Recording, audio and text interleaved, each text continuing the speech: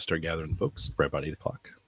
Hey, you've got this part of the video. You've got the live unedited edition. Home Gadget Geeks. Mike, even though we podcasted last week, it feels like it was a month ago. I totally agree. For some reason, the holidays does that to you. Dude, I have Christmas hangover like you would not believe. Did you take any extra time off? I'm taking the whole week. Oh, very nice. Okay. Mm-hmm. I've never done that before.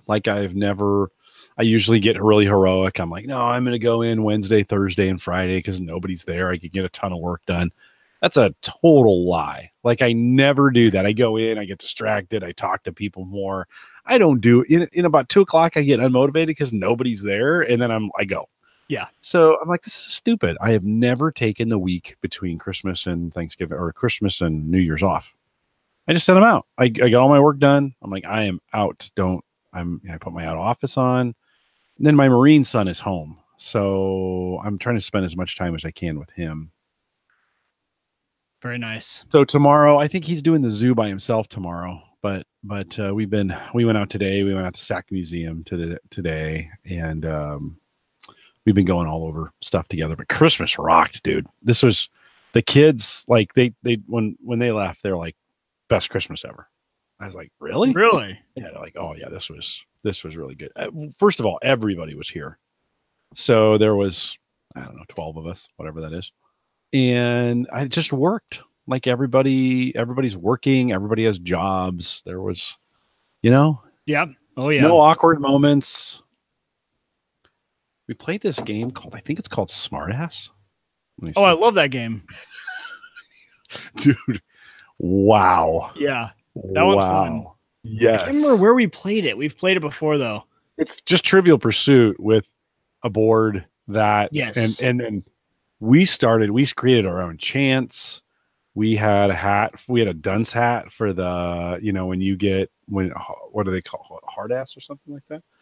And you get out, you can't say anything. You can't answer. So you had to wear this dunce hat. It was a Christmas thing that we stuck straight up. And there was chanting and that's awesome. It was super good. Like, you need a few in you. Yeah. Oh yeah. That's the best part of the family all getting to that age, right? I'm still trying to recover from Christmas Eve. Very nice.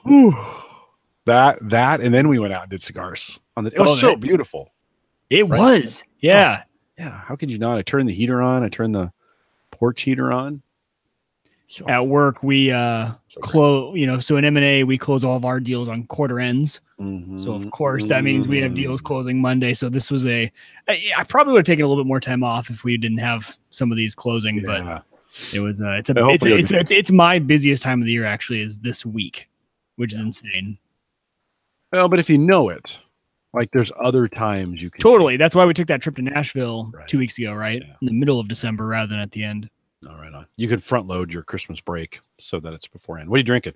Yeah, I was gonna say, what are you drinking? I got the last Shiner Christmas. I know. Cheer. Those have been out in my Hy-Vee for 2 weeks. Last one's right here. This is the last one in the house. Really? Yeah. So I've got because are they selling them after Christmas? I don't think they are. If you look for them, I have so much beer in my fridge at the moment. Oh, do you really? I have the opposite problem. Oh. The kids picked up some Cold Snap. We got a case of Guinness. Oh, nice. 2 6-packs of that vanilla coffee stout. I bought some of the Brickway Heffy. I bought, and then we had a whole bunch of leftovers. We had like winter wheat from Blue Moon. We had some of these Shiners left over. I had some of that Imperial Stag from Brickway. You're set. Dude, we've had like, oh my gosh, the kids kept bringing stuff. And I was like, guys, I think we're good on beer. Nice. So, well, I don't know if you've tried this one. This is the Rogue Dead Guy Ale. So it's a good one. Usually they sell it in the bottles. This is the first time I've actually seen their can. It's cool. It glows in the dark, actually. So it's an all black can, glows in the dark. Really, I mean, it's one of my favorite beers, I think. I mean, it's been one of my favorite beers for a long time. What's the flavor consistency? What are you drinking? I mean, what does it taste like? I mean, is it dark? Is it light? Is it? It's right in the middle there. Okay. So the way they describe it is Dead Guy Ale is a Malbec style ale with a robust malt profile and a sweetness that is balanced by the liberal use of bittering hops. Okay. Doesn't taste hoppy though. Not an IPA. Not like what they do over there at our friends at Cross Train. No. Nope. Very different from theirs. Yeah. They try to mask sweetness with hops. They do. You're right. They use a name like Fairy Nectar, and then it's not sweet at all. No, it's hoppy. Yeah. But there's sweetness there. You kind of get a feeling that it was there at one point in time, and then somebody's like, add more hops. Yeah. And we talked about this. Have you been to the brewery on Portal Road? Is that over in La Vista? It's on Portal in the Vista. Yep. Yeah. No, I have not been in there yet. They have so many more options. I mean, I'm talking a front and back menu of beers that they offer there. Okay. So good. We're gonna have to meet over there. I think we should. Yeah. We're just gonna have to do it. We got to do a downtown Brickway too. Yep. Both of those. I think those would be good. I think that's where I'm going to do the next meetup. Yeah, that's a good idea. I need to get that together here soon. I think I'm going to shoot for February, just a Omaha podcaster / Oh, really? That's soon. I think so. Yeah, and it's just going to be informal. The few that we know, and just get together. We'll talk about the conversation will be around advertising. Like, how do you promote your podcast? So everybody will bring that. We'll just talk, enjoy a few beers, and get it done. So Brian says he got Dr. Pepper with a little trace of whiskey there. Good job. Sam Adams Holiday Porter for Kevin. Nice job. Last year was the year of Sam Adams for me. We drank every kind of Sam Adams they had. Every kind. I went through them all. I remember that. We were podcasting and you together and used to do I was Sam Adams all the time. And then this year, I don't know, we tried some different stuff. You got me drinking Brickway. Yep. You got me drinking the Shiner. So this was the year I took recommendations and I just bought whatever people wanted. We bought some more Guinness. That's always a house favorite. You got me kind of into that Guinness train. Dude, it's so good.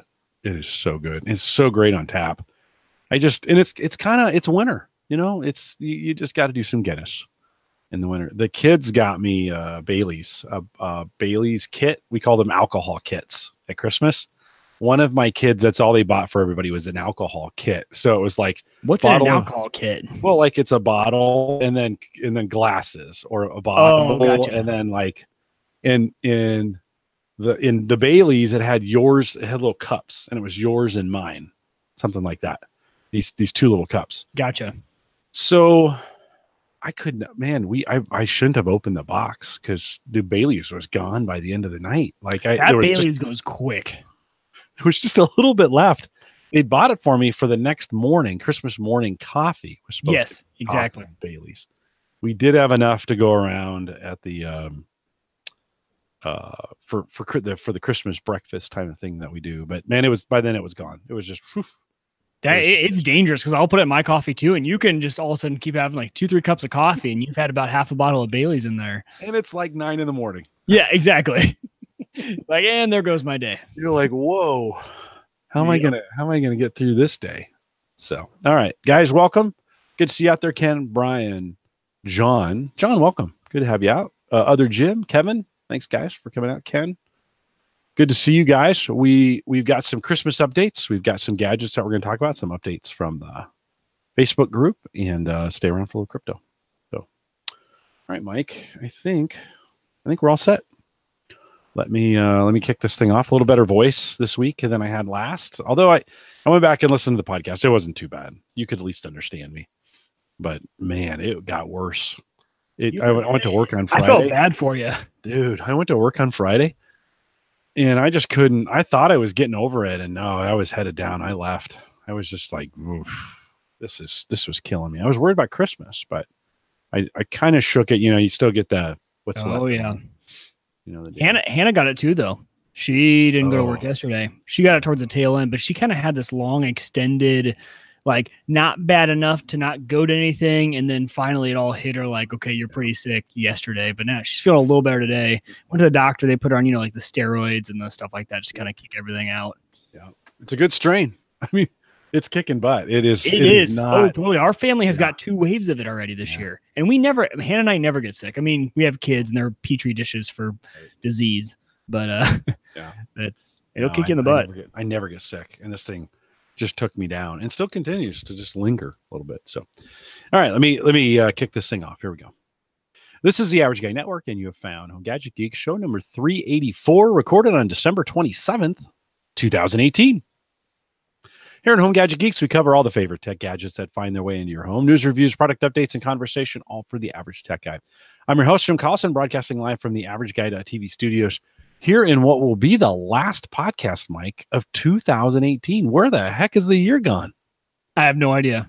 It flew by. And this year, especially in my life, I don't know what it was. It was just all the things that happened for me flew by. It was the fastest year for me by far. Really good year of podcasts, by the way. We won't spend a lot of time. We don't really celebrate those milestones. We'll hit 400 coming up here, and we won't spend much time celebrating. Not spending too much time doing year-end review stuff either. We just don't, things kind of just roll and they keep going. But it is good to sit back and kind of go, I think the best year of Home Gadget Geeks was 2018. It's one of those things. I think we found a groove a little bit. We settled into some things. We had some guests. We had some shows with just us. I just look at last week's show with Addie, and Addie, thank you for coming on here last week. Really appreciated that. She just brought it. She brought it. I was not ready. I was just thinking, okay, we'll get together. Addie's really nice. We'll have a great show. That girl just brought it. She totally did. Yeah. That's been the fun part about it. We've been going, we've had the shows between you and I, the shows with guests, and the guests this year, I think especially, they always have, but this year they've just really brought something new to the show, stuff we didn't think we were going to talk about. The conversation has been fantastic. I've really enjoyed, personally as a co-host, Jim, I've enjoyed the conversation. So I hope the listeners have as well. But I would agree with you. 2018 was a great year for the podcast, because I think this is my going on probably third year, maybe so. two and a half years, 3 years, so. Right around there. Yeah. And I would agree. This year's been the best. 2018's been good. I mean, we've had some good years, don't get me wrong, but I think I've had the most fun that I've had this year. And audience has been great. Your emails have been great. The conversation has been great. Feedback on Twitter and Facebook group really grew this year. We got a really good chance. I think part of that is we began to bring some of that conversation in. And tonight we will do that. We have some conversation for you. So we're going to go through some Christmas updates, just so you know. We're going to go through some Christmas updates, some stuff Mike and I done, a few little announcements. We're going to go through some Facebook stuff that we have, stuff we've taken right from the Facebook group. Mike's got some updates on some things he's been working on with Untangled, which is interesting. So if you're in that, Mike, it's really weird. We've come full circle we're back to PF Sense and Untangled. We talked about that a ton like 5 or 6 years ago, and it's all back. It's one of those things I feel like I could do a whole podcast on routers and just generally home networking. I think there's so much new stuff right now. We're kind of in that sweet spot. I think home networks are kind of like the new mobile phone era, right? Where things are just advancing so fast for the consumer. So it's kind of one of those fun things. But like you said, we'll talk about that towards the end, give a little update on where I'm at. Yeah. And then I have some non-crypto stuff for the crypto update. I'm just saying, like it's going to be good this week. All right. It's kind of crypto related, but it's stuff you don't have to be into crypto to learn from. So I'm trying to entice you. Like if you're listening to this and you've never listened to our crypto post show and you always think I'm not into crypto, you don't have to be into crypto tonight. I'm going to bring some things in that aren't necessarily crypto related. They're related to how I mine, but it's kind of regular equipment. So you might want to stay around from that. We'll post that to Patreon, theaverageguy.tv/Patreon. Don't forget. Real quick. One thing I got to mention, Jim, is I think to your right, it's my right at least. Is this new that you have the humidor showing? Nope, sorry. Oh, yes. Yes. Jim, you're making me, it's like making my mouth water over here, because I saw that and instantly I was like, oh, I wonder if Jim's going to come over anytime soon and bring that, because I recognized the box. You put it on display. I like it. I did. I didn't think that was going to show up in the camera, just to be honest with you. I was moving some things around down here, cleaning some stuff up. I just threw it over there. But there it is. Yeah, that's it. Mike, we have 5 cigars left in there. I'm going to have to. Oh. Well, it was a good unintended consequence, because it makes me happy. I see it and I get excited. And it's the box of happiness. It is. It's the box of happiness. It probably provided a lot of happiness over your holidays. I know we talked a little bit in the pre-show about that. I did not enjoy as much as I normally did. The kids really took advantage of it. And I think I had probably 15 or 20 in there when we started before Christmas. And there's not many left at this point. So they really enjoyed it. I was, I enjoyed Christmas a lot. Christmas Eve was just a big blast, and we had a good time. And I just didn't. The rest of the week, I couldn't do much more. So it's just I've been trying to kind of pull out and recover. I'm getting old, man. I'm getting old. So you are that'll not be, old. sure, I sure You're feel young, old young sometimes. spirit. Christmas was great. What also is great is the show notes. So don't forget, you can head over to theaverageguy.tv. Look under HGG384 if you want to see all the show notes for the show. They're available this morning. If you're just listening for the first time and you're wondering, like, holy crap, these guys are 10 minutes into this and they haven't talked about anything that the show is supposed to be. Yeah, that's what we do. Like, we're a live show. We're live on Thursday nights, 8 p.m. Central, 9 Eastern. The best part about being live is the guys like other Jim and John and Brian and Ken and Joe and Kevin who come out and listen live. And this is just community stuff. So you're looking for a 7-minute video on how to do this. There's plenty of other videos like that. We're the guys, we're going to be around for an hour and 20 minutes. And if you want to kind of put us in the background and just kind of do that, Mike, this is another thing I'm going to do in 2019. I'm going to not apologize for going 90 to 120 minutes. Like, it's what we do. It's what we do. It is. Yeah. Because we do it every week and then we apologize for it. Like, maybe this is the new norm. Yeah, well, and sometimes people, you're never going to draw anybody with a long show. No, actually, we do. We actually get a lot of people who listen to.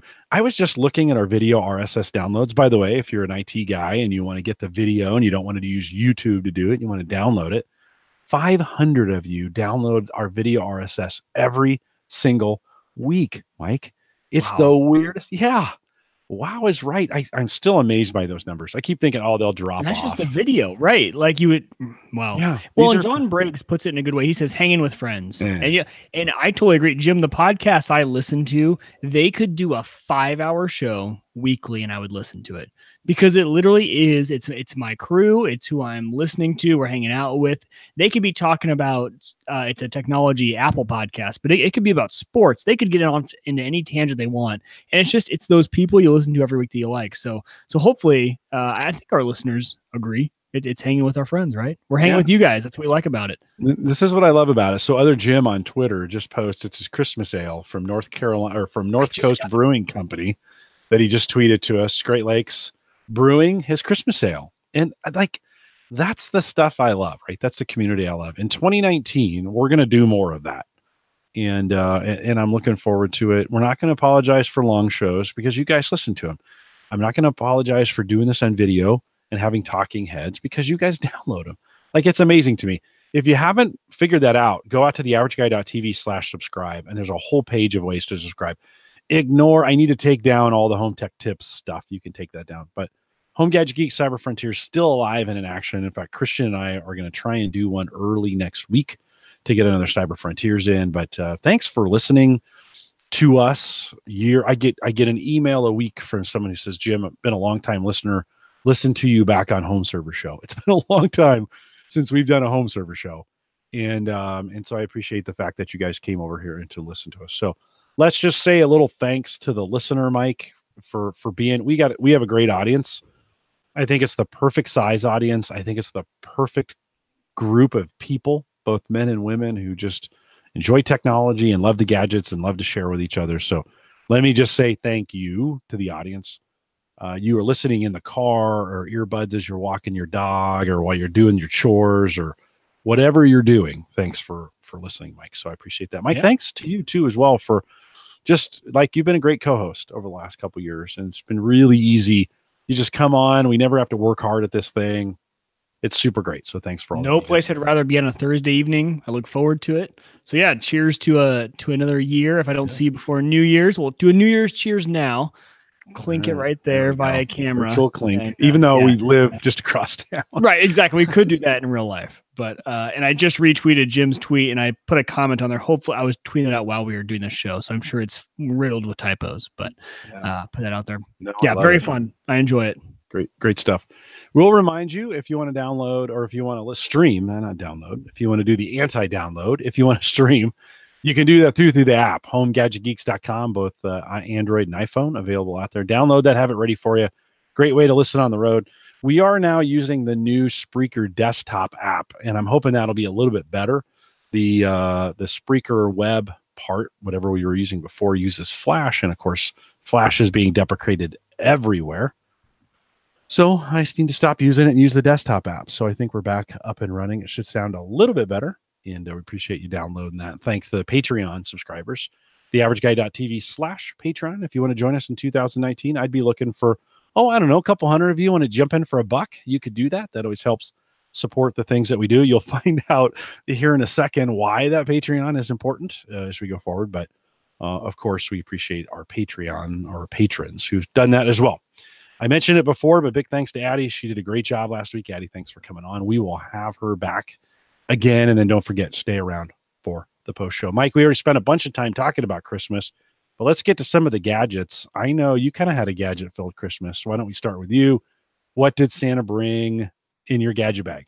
Yeah, so we had a few here. The first one I'll just mention because it's been mentioned on the show before, and Erin Lawrence brought this on, and she talked about it. And I actually honestly forgot about it between the time she was on the show until I unwrapped it. One of my aunts got it for me. It's the Meter, MEATER Plus.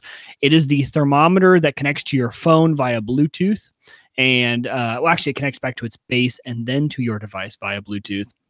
This device, Jim, let me tell you, we covered it back then. I think they've done some updates to it because this device is one of the coolest thermometers and the most feature-rich thermometers I have ever seen for a barbecue. So what's cool about this, I'll just go briefly. We talked about it in the past, but just to give you guys an update.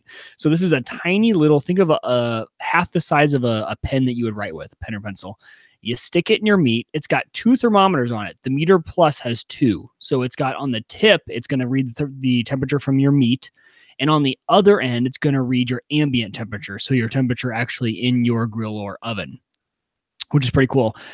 So that the one that Jim's showing right now is the Meter, and the Meter Plus is, I believe the difference between the two is one does the ambient temperature and one does not.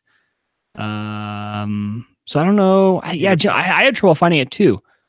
So that's the Meter Plus 2-unit bundle. So there's 2 of the Meter Pluses. And how much is that going for right now? That is almost 200, 190. Okay. So yeah, these are about $100 each if you look at them. So they connect via Bluetooth back to their box actually. To that storage box that when you're looking at this thing, it's stored in this little container, which is actually the one little feature that has magnets on the back. So you can actually put it on your fridge, which is perfect for me. So I stick the box to my fridge. I pull the meter out whenever I need to. It Bluetooths to the box, which acts as a Bluetooth repeater. So what this means is that, if your grill is outside, it's going to connect back to the box, and then the box acts as a repeater out to your device. So it gives you a little bit extra range via Bluetooth. Jim, but what I found out is there's actually some cool new features that they've added. And I can't remember if we talked about this, but I think they've added these. Essentially, if you have a device in your home that is going to stay in your home, so think about an iPad that you keep in your house or any other iOS device, you can essentially make that your hub, and then it connects to the internet, and you then connect via your phone from anywhere in the world. So I have my iPad that I always keep at the house. It controls all of our lights on and off all the time. So I have that acting as the kind of the base station, if you think of it as. So it connects Bluetooth to that iPad. That iPad then sends that out to the web. So I can be on my phone and check the temperatures from anywhere.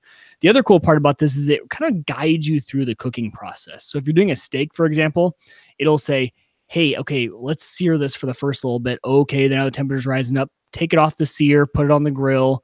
Okay, now take it off the heat and let it settle. It walks you through the entire cooking process for all these different meats, or you can do your own custom cook. So if you've gotten to the point like me with my pork butts, I kind of know my pork butts. I know how my grill cooks them. I can just set, hey, when it gets to this temperature, just send me an alert. So it sends you a little alert on your iOS device.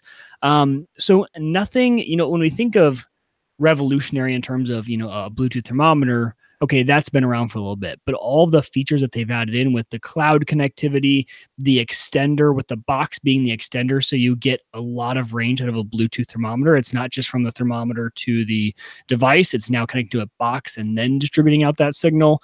It's just really cool. And then all of the in-app features, and you can actually pair up a bunch of these into one app. The iPad actually puts up a grid. So if you had 2, 3, 4 of these and you were cooking Thanksgiving meals and you had 4 different things cooking, you can actually have 4 different monitors going at the same time from these if you wanted to get that advanced. So that was one of my I do like, before you move on, I do like the fact that, so I have the iGrill Weber unit. That was owned by iDevices, and they sold that division to Weber, and they're making their own thing. The Weber app is great, by the way, but it's dependent on the base station. So, you have your thermometer, comes out, a wire comes out and then goes to a base station. That base station's outside. It's all weather. It's great, right? But if I come in the basement, I lose connectivity to it, and I shouldn't, but I do. And so I would love to have this. This will probably be the next, something like this, the next one that I buy, where it has a base station you keep close by, and then that base station goes Wi-Fi to everything else, right? And so they also sell the meter block. So this version that I have, the box itself that it stores in is a Bluetooth repeater. The box itself does not connect to Wi-Fi. That's the big distinguishing factor here. So you still have to have another iPad in the home, or if you want to be monitoring your temps outside the home. So what I like to do is I like to put my stuff on in the morning, go to work, and while I'm at work, I want to be able to check my temps. So with the version I have, you have that iPad device in the middle. They sell a meter block, which is essentially the same thing. It's a repeater, but it also has Wi-Fi. So its storage unit, and they call it a block because it actually holds 4 of those devices, 4 of those thermometers. That block itself connects to Wi-Fi. It eliminates kind of that device in the middle, if you will. But if you have a device, most of us have a device or an extra iOS device, an iPad, something that's laying around that's going to stay at home or could stay at home for the day if you're going to do a cook, and it works really well. And the connectivity is fast. It's seamless. I have switched between my phone and my iPad because it's paired with both. It's almost like the AirPods. If you have experienced the AirPods on your phone, how it just seamlessly switches between device to device, that's what this is like. And I just can't. I'm so excited to do my first long cook with it. I did some fake cooks. I just set it out in my grill and I did some connectivity tests to see okay, how far away can I get? Bluetooth covers my entire house. I don't need to worry about it. I can be in my front lawn and the Bluetooth repeater is good enough to get all the way from the back to the house to the front lawn. That'll work for me. Yeah. And so it works out great. Yeah. Just get it in the house and then shoot it down. And so I could be here at the desk. Exactly. And if that wasn't enough, your home device, again, it uses home Wi-Fi if it can. So if you had your phone, it would connect up to another device that was upstairs or whatever device you used as a hub. If your home was big enough for Bluetooth, even with the repeater wasn't enough. Super cool. What else did you get? So the SimpliSafe doorbell was actually another one of my favorites that I received. This isn't anything new. Ring doorbell has been doing this for a very long time. Excuse me. But SimpliSafe actually just came out with their doorbell. So SimpliSafe is my security system that I use. In my opinion, I have installed several different DIY home security systems. While Ring and some of those other have features that may be a little bit better as far as like their customer service, maybe a little bit more advanced, SimpliSafe, what I call it is it's the smallest company with the best hardware. Support wise for SimpliSafe, it's been great, but especially for this doorbell, it's almost like the customer service hasn't been trained yet on their new products. They're so small that sometimes they're not well trained, but they have the best hardware. When you look at a SimpliSafe security system, if you put it side by side, it makes the Ring security system looks like a cheap piece of junk, to be honest. And me and my buddy, actually, we were comparing these because he has the Ring system. I have SimpliSafe, and he's like, feature for feature, they're the exact same. But if you just look at them, and if you're talking about like aesthetics and quality of the build of the products, SimpliSafe blows everyone else out of the water. So I had been waiting. SimpliSafe has been very late to the game with their doorbell, and they finally just released it in October. So I actually received one of these. Fantastic device. It's only been up in my house for 3 days now, but I absolutely love it. The connectivity is great. 1080p. The quality, actually, the thing I was most surprised about was the audio quality. So I went out, rang the doorbell. Hannah answered it on her phone, and she was talking to me, like anyone would from a doorbell that's audio supported. Sounded like we were doing like a FaceTime audio call, just super clear, very high def audio between the two. Really enjoyed it. The only thing I think SimpliSafe needs to do, and I don't know if Ring has done this as well, is when you install the system, they give you a wedge, an optional wedge is what they call it. And that tilts the doorbell up or down. So when you install the faceplate, it says, hey, like and I need to actually install the wedge. I didn't at first. I wanted to test it. Mine looks too low. When you install the wedge, it aims it up a little bit because you can actually see the people's face. The one request that the entire community has requested that hopefully Simply Safe actually does something with, you need left to right angles as well. So the way my door is set up, it's kind of a little alleyway and my doorbell is on the side. So half of my camera is actually my front door. The other half is looking out because I don't look directly out away from my house. I look almost at another wall, if you can think of it that way. So hopefully they release a little update, a little wedge that you could use to install it. It was the easiest install I've ever done. It took me about 5 minutes. Once I found the right breaker to turn off in the basement, I found out that my transformer for my doorbell is actually linked to my home master bedroom breaker. I was like, it's got to be basement, attic, garage. No, I tried every single breaker before I finally tried the master bedroom, and apparently that's where that doorbell is linked to. How far is the master bedroom from the door? Complete opposite side of the house. That's why it was the last one I guessed. I knew it wasn't like obviously like the stove, the range, anything like that. But I was like, okay, it's got to be either the living room, the garage, the attic, anything like that. No, it was the master bedroom. So I don't know how that works, but cool. It was the easiest install I've ever done. I have a little bit of buzzing, which is a common problem you have with these from the actual ringer unit. I don't know what you call it, the chime unit. So in everyone's home, you have where the actual bell is in your home. Ours is right outside our bedroom. I think I didn't get one of the wires fully connected because you can kind of hear a slight hum coming from that bell unit. And apparently that's a lot of times caused by a wire that's just not quite tight all the way down. And sometimes it can be the unit, but usually it's a wire that's not quite all the way tight. So that was another one of mine. And then just the final two were, first of all, if you're an Xbox or PS4 console player, I don't know if it's out for PC. I should do more research on it. Red Dead Redemption 2 is one of the best games I have ever played. It's a combination of kind of a first-person shooter with an open world, do what you want kind of mentality. It's set back in the, you're a cowboy, right? In the early stages of America, you're roaming the Wild West. You can do what you want. You can be a good guy. You can be a bad guy. You can kill people. You can help people, whatever you want to do. Just one of the best games. You guys know me from my history on the shows that I'm not a huge gamer.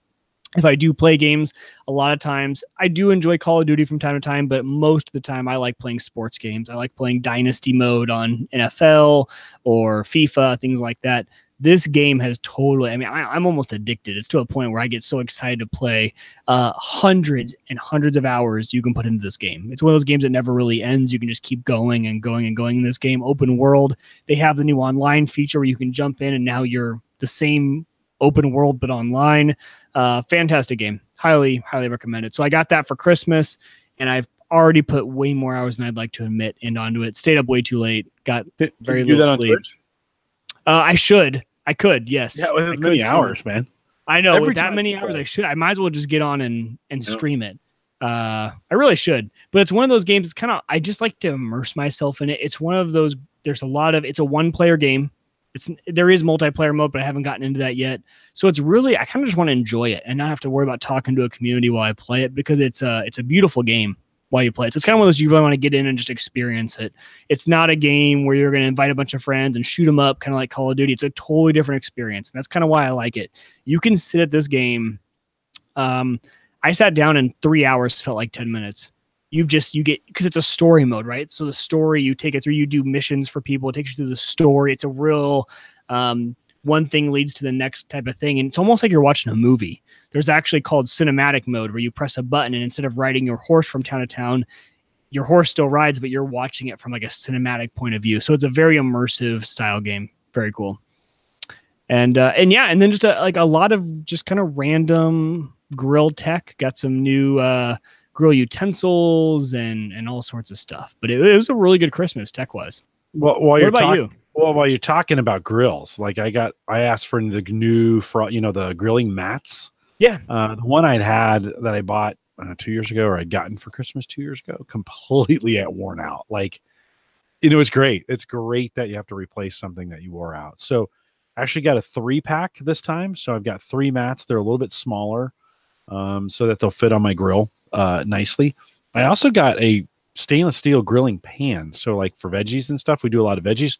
I was putting them on the mat, but they'll actually cook a little bit better in a, it's kind of like, think of like a pyramid shape without the tip, right? And then it sits on the grill and grills that up.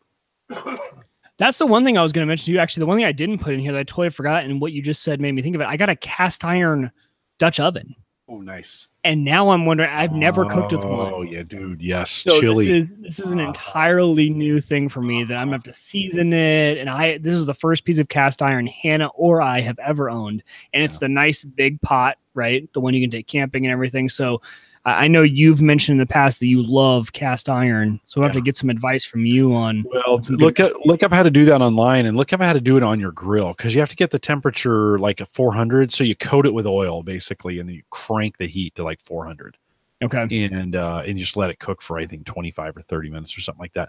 Look it up online. There's a lot of folks that are, and then season it by using it. And, in the future. And man, there's a lot of things you can do with that. So that's super cool. So I got those grilling mats. I asked for skewers, kebab skewers. And I asked for the stainless steel flat ones.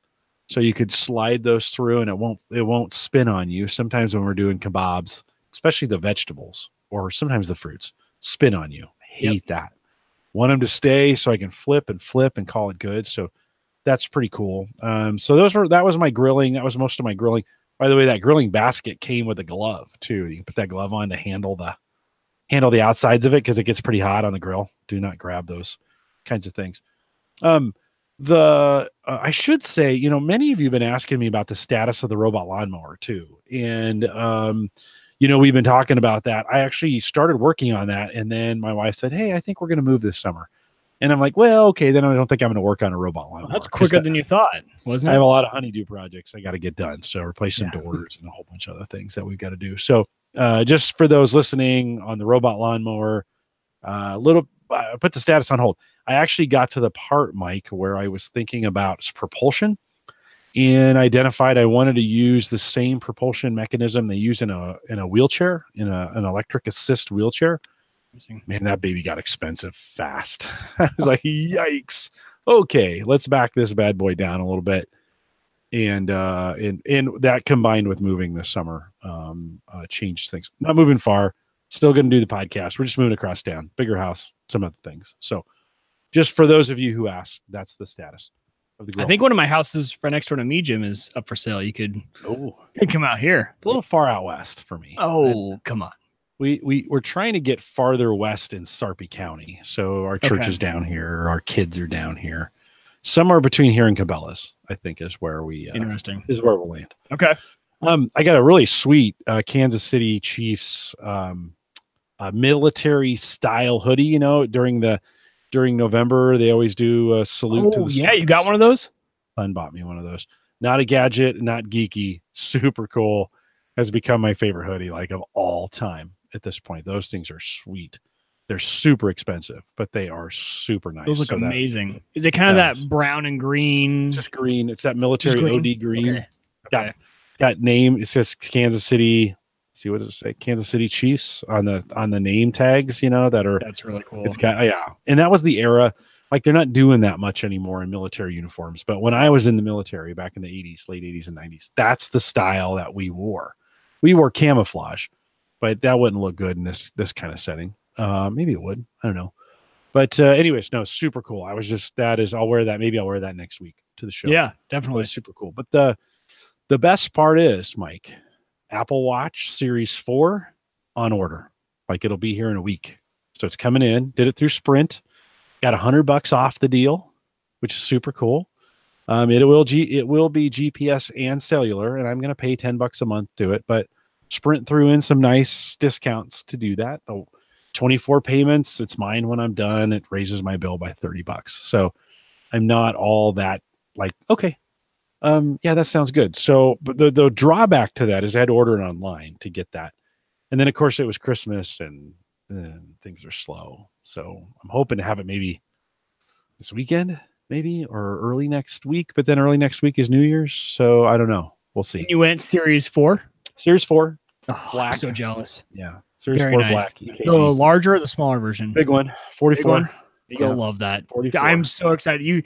Jim sent me a message and he told me the 2 things he bought recently, and I was like, dude, you are gonna love these devices. The watch, I think you'll really enjoy it.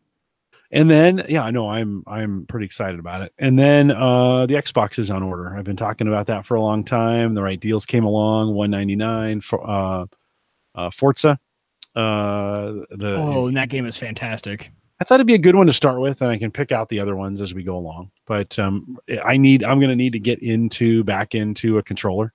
Yep. And I figured that'd be a good one to kind of start practicing controller moves on. And then we'll talk later. Actually, one of the things I was going to mention in the news section, you may not need to get used to the controller, Jim. We'll tease that. Yeah. Tease that out. So that is on its way. I think that one will be here for this. That's the 2 terabyte. No, that's the 1 terabyte S. Is that the cheap one?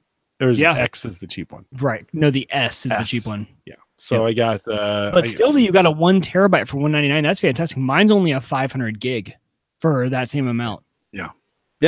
No, I thought it was a good deal. I got it from the Microsoft Store Direct. I'll get some points for it. That'll actually pay for my Xbox Gold subscription. So that's all paid for at this point. And I probably will go on Game Pass at some point as well, just to take advantage of all the things that are available on Game Pass. Yep. So the guys, between you and the guys at the DMZ over there, Josh and Richard, I mean, everybody's like, come on, dude, you got to do this. So, Rich is on Xbox a lot. Him and I are friends on Xbox, and we see each other on there. Yeah. Although, so I mentioned this to Sarah, and she's like, sweet, I got a Blu-ray player for the living room. And I was going to. You're going to put it down here where mine's at, so you can play when you get done. Yeah. It was going to go right here. Yep. Not so much anymore. So I'll have to, which is great. But Mike already, she started thinking, okay, so when we get this, can we get rid of the computer? And I was like, well, yes, but you're gonna have to transition to Plex because that's what I have set up right now, to do that. And so she's like, well, I don't know. I'll need to think about that. She really does love Media Center, and I don't really want to take it away from her. So I'm going to send you a link, Jim, to a remote that you need to get for the Xbox. It's only like $15. Just order it now, have it come. The Xbox Media remote is okay, but this is like an off-brand, not actual Xbox one. It's got everything you need. Actually, you might be okay with the Xbox Media remote, but get the remote. Okay. Even if you just go to Target and get the Xbox Media remote, it's got the volume up and down, so you can connect that Xbox and have it blast out the IR to your TV. That is what sells. The one remote to do everything was what sold Hannah. It's the weirdest thing that sold her, but that was it. One remote. Oh, wait, this does there. I don't need to use anything different. Just one does all that. Yeah. Okay. That sounds good. Nice. Yeah. Nice. Yeah. Well, okay. Send it over to me. We'll get that picked up. It's, I'm thinking now, like when she's watching TV, I'm usually either podcasting or I'm working. So my game time, she goes to bed early. She goes to bed at 9, just about like clockwork. Pop out there, Oh, yeah. Yeah. I'll use the Bose for headphones for that thing and lock it in. So it is on its way. I got everything. I'm glad I waited. I got it at the price that I wanted. I got the $199 deal. I got the 1 terabyte. It's okay. Sarah's good with it. So we're pretty, we're pretty set. Your Bose still have the cord, right? Perfect. Yeah. Plug it right in that bottom of that controller and right on. Everything. Yeah. So basically my productivity is gone now. So there it goes. Yikes. So not what I got, but it was good thinking through all those and excited to get those kind of things in. Speaking of deals, Kevin Schoonover, of course, has been very, very faithful posting his deals. If you haven't joined us in our Facebook group, do that. Facebook.com/groups/theaverageguy will get you in there. But Kevin asked us a question this week. He said, my daughter has been asking for VR systems. Her friend has VR with the job simulator and vacation simulator games. I've looked at Oculus and HTC. Anyone have a VR setup? What do you have? What do you like and don't like? What gets used? Any input is appreciated. Mike, any thoughts? Maybe you can answer this VR question better than me because I have not messed around with it very much. No, I know Oculus is making a big push. They've released some new hardware. Obviously, you guys have seen the commercials with a guy sitting in bed. I can't remember if it's called the Oculus Go. It's kind of a portable version. One set of goggles. The commercials, are you and a buddy, Jim, like you and I are watching a movie together, and I can turn to the right and they kind of look at you, quote unquote, and you can look at me. We can kind of chat, and you and I are talking like we're right next to each other watching this movie in a movie theater. I think Oculus is one of the leaders, at least in terms of consumer grade stuff. But as far as actual experience with VR, nothing from me. Okay. Despite going to Best Buy and playing with the Oculus, which I really enjoyed, I don't own any of these devices. Well, there's two recommendations in the Facebook group. Joe Tajoski out here in chat tonight. He says he has the Vive and loves it. There's some pros and cons. I won't read them all to you, but they're in our Facebook group if you want to go through that. Kevin's out there, so I don't have to do that. But I want you to know some of the valuable information that comes in through the Facebook group. Joe puts out 6 reasons, some pros and cons. So some great stuff there. And then our other Joe Wallace, says he has the Rift and loves it. Kevin, I think there's a few options for you. Probably, Mike, it's kind of one of those things. See if you can find a local place where you can demo them and get them on your head. Totally. Yeah, I agree. And then Kirshner says he forgot to post a reply, but he has the Vive and he should post his thoughts. So we get some differing people out there with the Vive, the Oculus, different systems out there. Yeah. No, and I think at Best Buy, it depends on your Best Buy, but I think, or even Fry's, they'll probably have them out and you might be able to demo them in the spot. Or I think I'm seeing more of that, but certainly, VR made a big splash and it seemed like it was going to be everywhere. And then it gets kind of quietly found its place of just like nobody's talking about it at this point. Very few. It's getting used, I think. That's why I was surprised to see the Oculus Rift in their new commercials and advertising they really focused on the social aspect of it. This guy sitting in his bed, he's got his goggles on. His buddy's sitting in a tub, his bathtub. He's got his goggles on. They're watching a movie together, right? Like, it gets you thinking. That was the first commercial where I saw, I'm like, oh, interesting. Like, this could replace, because my buddies and I, when we get on gaming, we're not gamers. We're getting on game to have a reason to talk to each other. We're all on chat. Hey, man, we all live in different cities now after we left college. We're all just wanting to talk and want something to do. Guys are notorious for this. We need just something to do to talk. We can't just call each other on the phone and be like, hey, what's up, man? Let's just talk for an hour or two. But if we have a game in front of us, that's something we could do. So I'm like, oh, hey, this maybe could be the new version of us playing Call of Duty and having the headset on. I don't know. It just got me thinking. It was intriguing to me with their new advertisements they've been putting out. Yeah, it seems like price can be a big factor. Yeah. Ryan says, yeah, price can definitely be a deciding factor, especially when you factor in the PC. So some things to think about.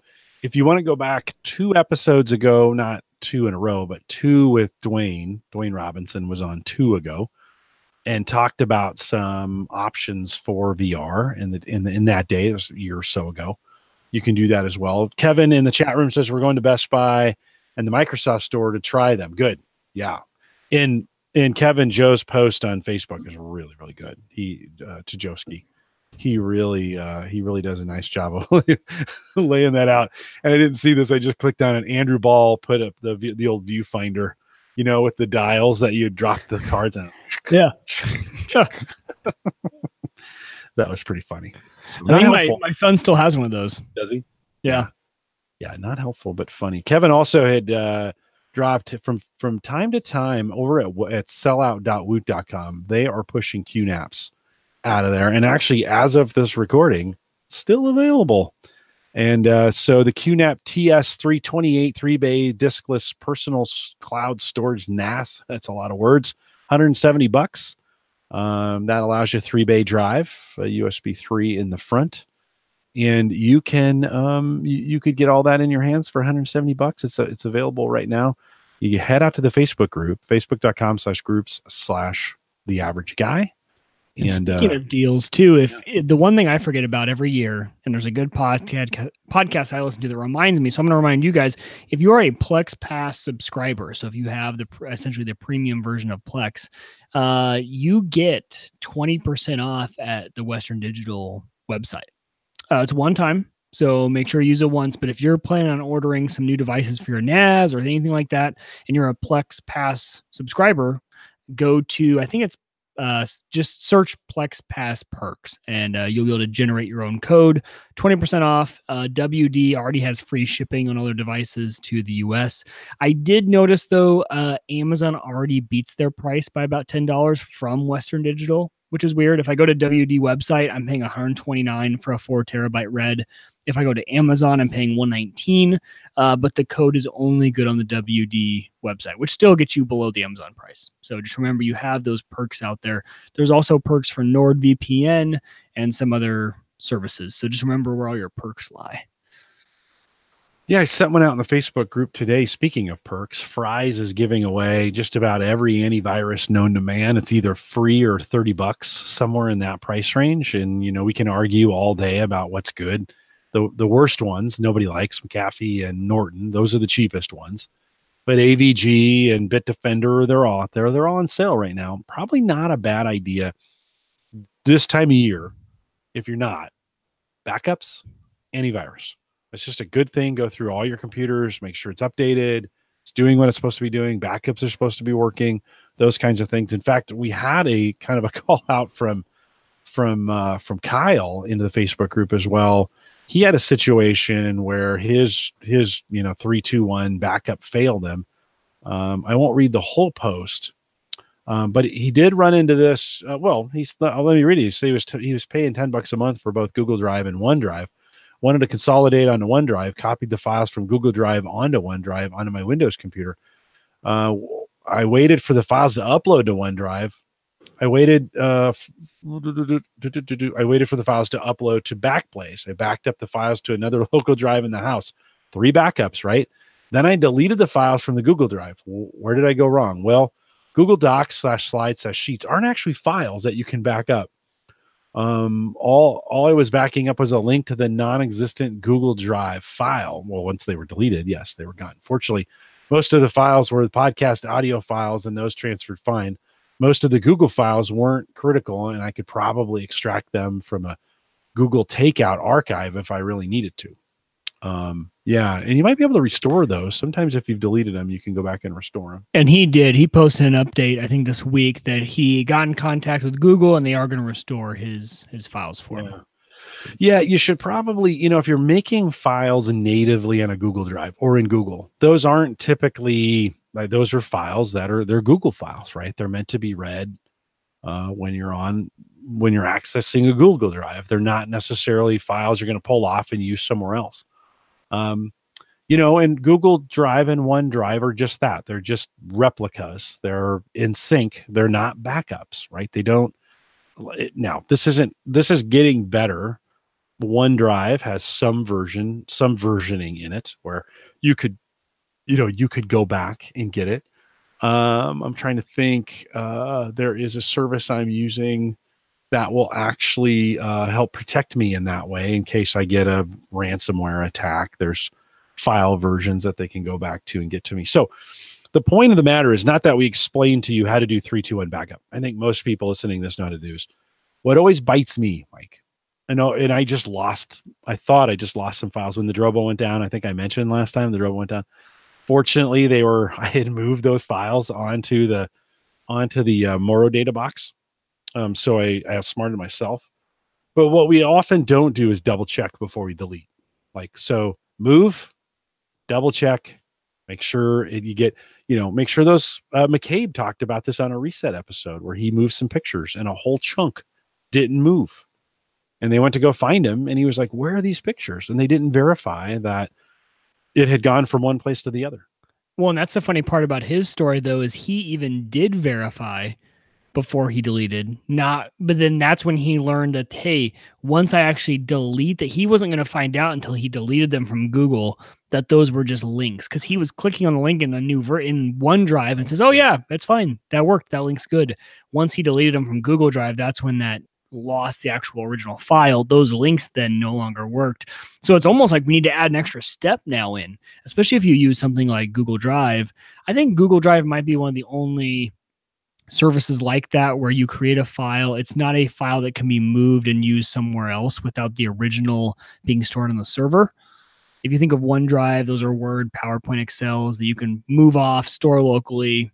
They're not, the original isn't stored in the cloud. Mm-hmm. Yeah. And if you're storing your photos from your phone and you're sending up the lossless version, you're going to pay for it. That's not free. If you use their compressed version, which looks just as good, by the way, it looks great. Yeah. But that's their version of it. You got me hooked on this, Jim. You mentioned that you were doing that, so I did the same thing. I think I did actually during the show, and it started to upload. But since then, I got an alert from Google the other morning, and it said, man, they grow up so fast. I was like, what? So I clicked on it. It was a video. Now, mind you, I have two boys that are 14 months apart, and they look, when they were babies, looked identical. What this video did was it took Emmett, my oldest son, and it made a video of all the clips of video that I had since he was born. Didn't mix it up with Harrison. It pulled just clips of Emmett. And like, it made this video that Hannah and I were like almost crying over. Like, it was like, oh my gosh, like, look what it did. Like, stuff that it pulled just random videos from my entire library that I hadn't even looked at in a while. And it put together in this sweet little video about 2 minutes long with music behind it. And man, I tell you, super cool. My biggest gripe against iPhoto, or not iPhoto anymore, it's Photos on the Mac, is that Photos, you know, Apple's all about security. So they do all of their analysis and everything on the actual device. So when I fire up my computer, like half of the CPU is going towards Photos to analyze these photos, do all the facial recognition. I don't know why they're not doing that in the cloud. Google just is, it's like magic. Like, I don't even have anything that runs Google Photos locally. It just uploads these overnight. I have not opened the app unless I'm looking at one of the alerts they've sent me.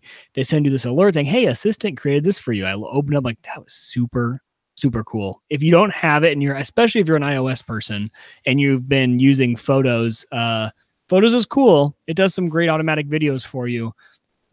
I think Google's got it just blown out of the park. Yeah. No, it's super good. I think I'm paying $1.99 a month. And I just did the loss or the compressed version, which, like you said, I can't notice a difference. Yeah. And I have Photos on the Mac side and iCloud doing the actual backup of the lossless version. The point of all of this, though, Mike, is that you have to check and double check and verify before you delete. It's just, God, I've gotten so burned. And every time I have to do the walk of shame, you know, to Sarah, I'm like, oh, I lost some data. You know, I could just hear her going like, aren't you the backup data guy? Didn't you podcast about backup for like 100 years? And it's always because I did something in a hurry or I did something stupid. So just double check your stuff. You think on these backups before you delete, just double and triple check. Make sure you can get to it. Make sure it's the right file. Make sure you've moved the right stuff over. It's super important that you get that done. Mike, speaking of getting things done, the watch is coming in. Nathaniel, you know, I got this Apple Watch coming here in the next 7 days. Nathaniel, like he knew that, posted this in the Facebook group. He says, wondering what app might connect fitness data from the new Apple Watch to Fitbit. We've talked about this. You probably have the best handle on this. What am I going to need to do? Are we sure it works? How do we do this? 2 different apps. So Schoonover, actually, and I had pulled the wrong ones. When we replied to this, I thought I had the original app. When we were talking about this live in the show, Kevin Schoonover did some Google Foo, and he pulled an app for us. And I thought I had the right one. He actually posted his solution on the Facebook feed, which is Sync Solver.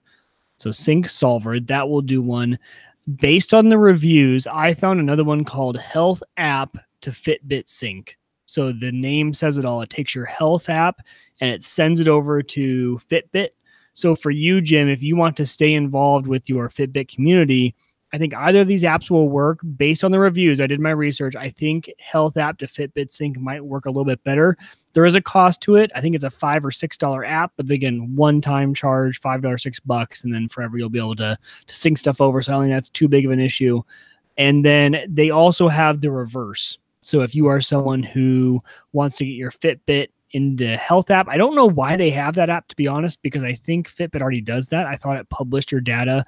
If you sync your Fitbit to your phone, I thought it then pulled that data into Health Kit. So I'm always a little confused about the reverse side. But yeah, this one will send your Health app data to the Fitbit.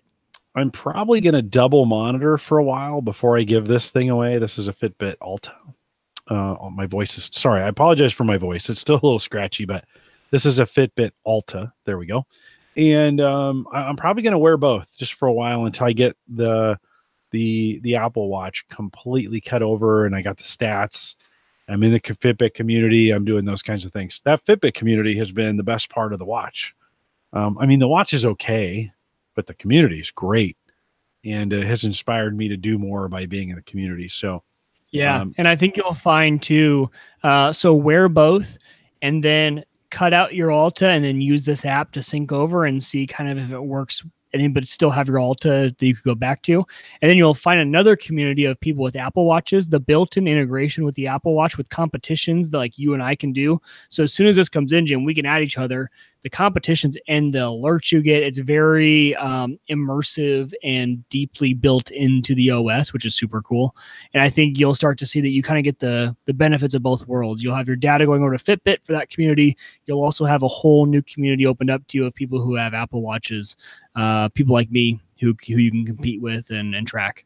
Yeah, no, excited to get into it and something new. It'll be kind of fun in the new year. Hopefully, you have been thinking, you, the listener, have been thinking about some healthy ways. I just have, Mike, listen, I have really enjoyed December. Like, well, let's just be honest. I've enjoyed the last half of the year. Like, it's been really great. I was looking at myself the other day and I was like, oh God, like, okay, Jim, like, I know you get super fit in the first half of the year. And I did from January through May of last year. I got super fit. I ran a half marathon. I did 500 push-ups. I did a 50-mile bike ride. Man, since June, yikes. Like, it's all the worst of being 50. So I'm saying that not to get pity. It's my own fault. It's time to get fit. I need a little more fitness and a little less fatness is what I'm shooting for in 2019. And of course, I know these watches motivate me. We've done those things before, and my stats are always better. My health is always better when I'm tracking it and measuring it. And so if you're in that situation, you need something to get that done. Man, during the holidays, Fitbit was running just all kinds of deals for $90 off. I saw in one case. Try and get your hand on one of these. And I'm going to pass this down to the kids. One of the kids is going to get it if they want it. My kids are kind of whatever. That's what I've been excited for you to get an Apple Watch for, Jim, is I've been this, well, so I got super fit between June and the start of November. The last month and a half, I've been starting to slip a little bit. Actually, for Christmas, one of my other gifts was a month more to my gym, right? Because I had thought, our kids are starting daycare. I was actually going to switch to doing more home stuff, not pay for the gym. So I got one more month. So I was like, when Jim gets this Apple Watch, because I get the same way, I get really competitive. And so if we have the Apple Watch, we're able to compete. That'll actually get me to the gym in the morning. It'll be a good little thing. So I've been excited for you to get that watch. Yeah. No, it'll be fun. Compare the data on it as well. Totally. So, yeah, that'll be interesting to see the accuracy between the two and which one you think is more accurate. Listen, this Fitbit is not the gospel. Like, you can fake out the steps all the time. I've been literally sitting here and I've achieved goals while I'm sitting here. You achieved your goal. I'm like, I haven't gotten up in an hour and a half. Like, is that the one with the heart rate monitor? No. That's this one just has steps. Okay. Yeah. And I'm looking forward to amping it up a little bit on that too, where I'm checking heart rate more and some of those. So you might be, but it might be a disappointment though, because you might be lower than what the Fitbit says, right? I hope because so. It's more accurate because it'll say, because what it does is it says, okay, I'm sensing movement, but your heart rate's not going up at all. You're probably not doing any more movement than you were 2 seconds ago. Yeah. No, I'm hoping, Mike, that I'm sure this Fitbit has not been accurate. Like, and it's good. Like, it's good. It's got me moving. I up the steps a little bit knowing that. I went from 10 to 12,000, but Yeah. there's just some more tracking I want to do. So I'm pretty excited about it. Mike, during the holidays, Ernesto in the Facebook group also said, I mentioned backups, I mentioned antivirus. Might be a good time to check your passwords too. And Ernesto is a reminder that if you're a LastPass user or whatever service that you're using, hopefully they provide this. LastPass provides that security check. You can go out and run it. It will tell you any email addresses that you have that have been compromised. It'll tell you passwords that are not strong enough, and it'll tell you passwords you've used multiple times. This might be a good time to check those out while you're sitting around doing nothing. And the last thing we were waiting for on some of these, because I totally agree. And I did this check last year and it was like, hey, all your passwords, you use the same ones over and over. I was like, yeah, I do. But the problem is I got to log on to this stuff on mobile. Well, if you're an Android, you've been blessed. You've had this option. On iOS now, if you're an iPhone user like you and I, Jim, we now have LastPass integration into like almost the native Face ID system. Yeah. So there's no reason really you should be using your standard passwords anymore, because it should be anywhere you are logging in. You should be using a super secure long password that you don't even have memorized, because it's everywhere. The convenience factor has gone down to essentially zero. It's convenient everywhere as long as you have LastPass installed. So there's really no reason anymore to not have it. My excuse was always that on mobile, I can't, then I got to open the app, copy the password, open the other app back up. And now it's in there. It's built in. It's part of the features with Face ID. So there's no reason now to not have that. So whether it's LastPass or whatever you're using, RoboForm or Key One or whatever that is, it's time to check your passwords a little bit. It might be time to change your master password if you haven't done that in a while. LastPass keeps reminding me, hey, been a while since you've changed your master password. And so I might want to do that. 1Password is another one of those that's out there. I don't care what you use, just to be honest. Now that LastPass doesn't sponsor us anymore, screw them. No, I'm just kidding. They're actually great. But it's whatever you're using, get out there and do the right thing. I mean, doesn't do you any good if you have the best antivirus or you have the best backup software or you have the best password manager and you're not doing anything with it. Don't act like me. Actually do something with it. Get in there and get that stuff updated. It's a good time to get it done. No matter what you're doing. Mike, I got this new we teased this a few minutes ago. I've got this new Xbox coming, and you said I may not have to learn the controller. Tell me more about that. Yeah, true. So Microsoft announced a while ago that what they wanted to do was to integrate keyboard and mouse input into the Xbox. I think this came from requests from the community. The community says, hey, I've got essentially the power of a mid to low range gaming PC over here in a console that I just paid for. Some of us don't then have a gaming PC. So Jim, this is the perfect scenario for someone like me. I have I have an iMac. I have things that are great for video production, but as far as actual gaming, no. And I'm not about to go out and spend another $1,000 on a gaming PC when I have this console sitting right next to me. The problem is that, obviously everyone knows that keyboard and mouse input is so much more accurate and it's a better experience than a controller. So we've been stuck on console with these controllers. And honestly, I've just gotten used to it because I've never been a PC gamer because I've never had hardware that is capable of doing PC games. So when Microsoft finally said, okay, we will give you that ability. So now you can game with the keyboard and mouse on the console. But they were really smart about this because if you think about it, Jim, you're playing Fortnite on the console. The majority of players at the beginning are playing with a controller, and some people are playing with a keyboard and PC. Well, it puts those people with the controller at a huge disadvantage. I mean, especially I'm using Fortnite as an example because if you've played Fortnite before, the controls are very complex, and the more keys you have, the better off you are to build, shoot, and everything like that. So people with keyboards, there's just people on console, honestly, with a controller stand no chance. It's honestly that simple. You could put the best player in the world that uses a keyboard, give him a controller, and he'll get killed every time. So what they've done is they've kind of gone out to the developers and they've really left it up to developers to say, okay, integrate this as you think is best fit for your games.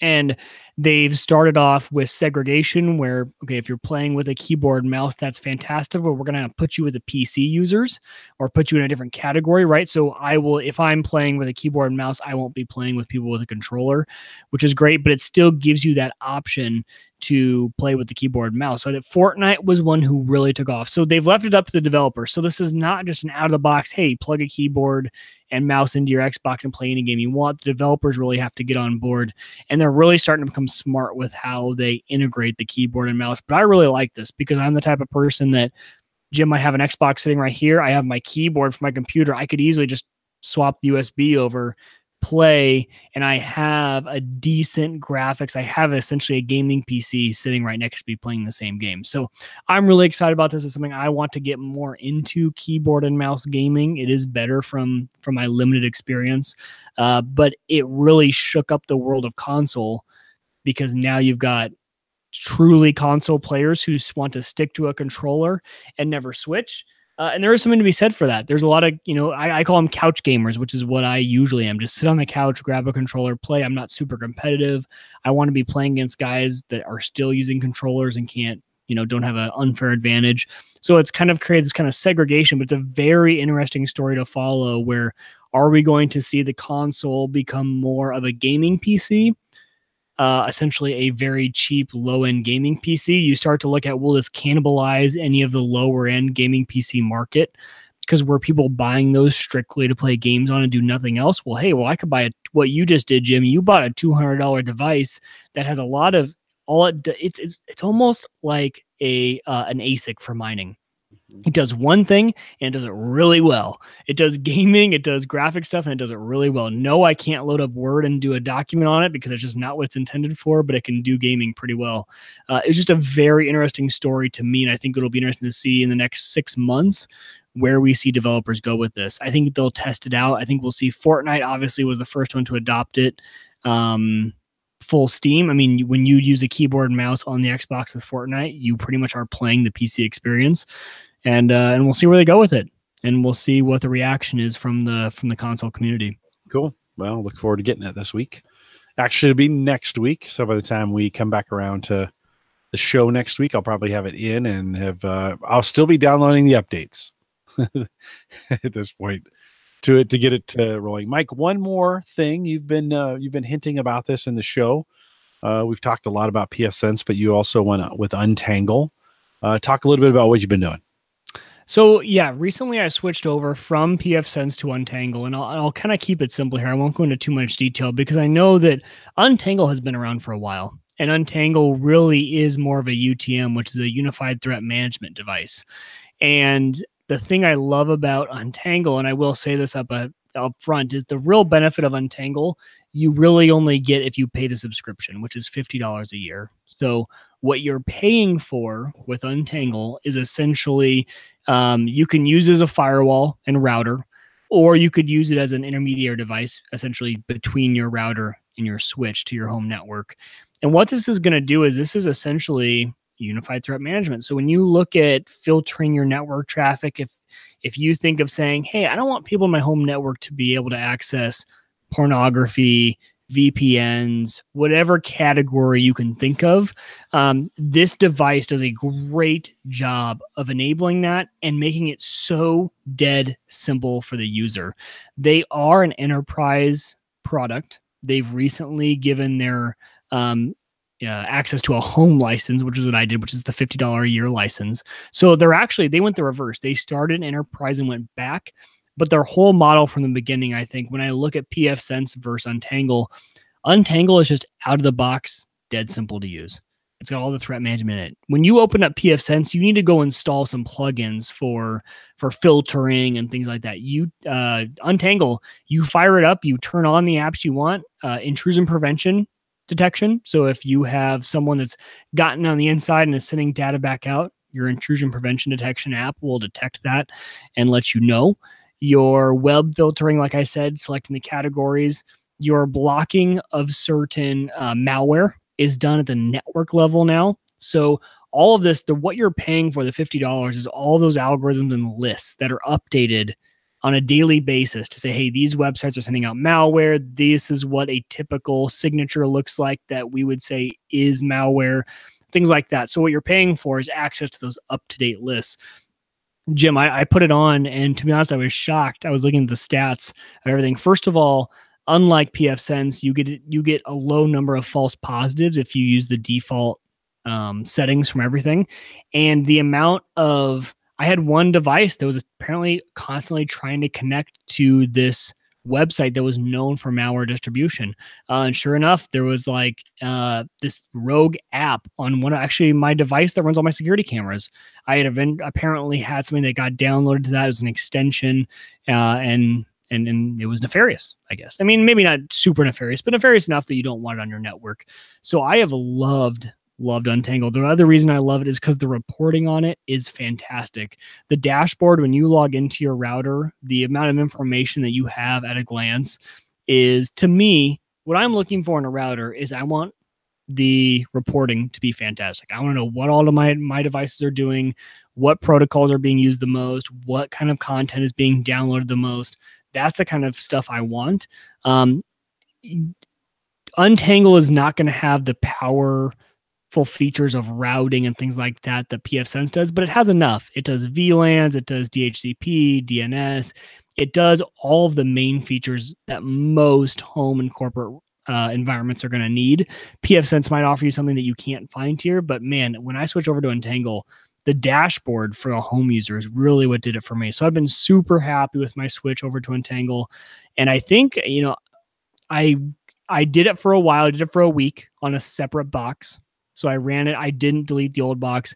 But about 2 weeks ago, I completely wiped the pfSense. It was a Dell R210 V2 box and put Untangle on it. So I no longer have a pfSense box in the house as backup. I went full into Untangle.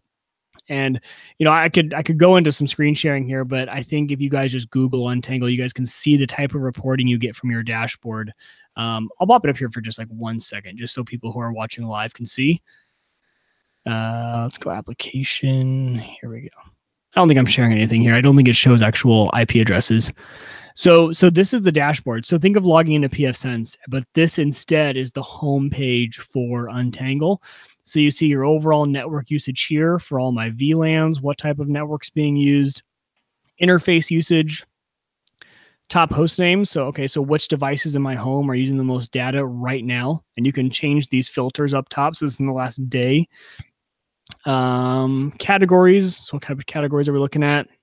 As far as like online shopping, content services, alert events. So here's what we're talking about, where I had apparently one device that was trying to constantly reach a website, and that was actually tonight.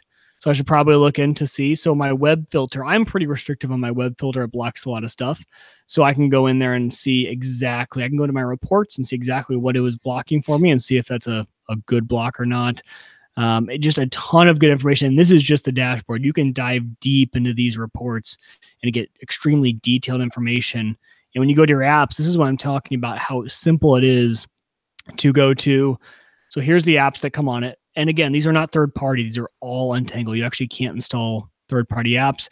But real quick, I'll just show you, for example, let's go to web filter and we'll go to categories. So here's the categories it gives you. For some reason, let's say I want to at least flag all the content that's related to alcohol.